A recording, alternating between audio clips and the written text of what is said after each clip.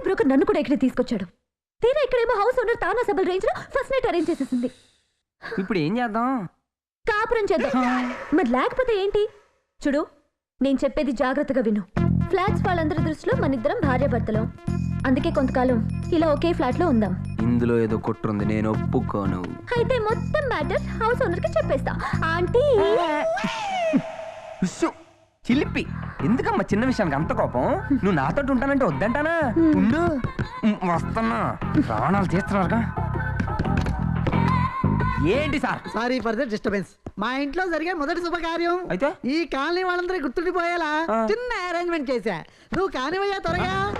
ఏంటి సార్? త్వరగా. హలో, నిన్నే. అరే ఏంటిది? శ్రీరామ కేబుల్ టీవీ వాళ్ళం సార్. ఇంటి ఓనరు మీ శోభన వీడియో రైట్స్ మాకు అమ్మేశారు సార్. Right sir. అవును సార్, ఇప్పుడు మీ శోభనాన్ని ఈ కాలనీ అంతా లైవ్ టెలికాస్ట్ చేస్తున్నాం సార్.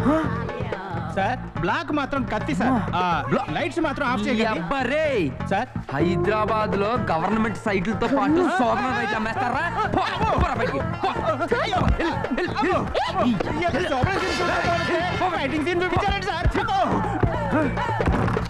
అయ్యో,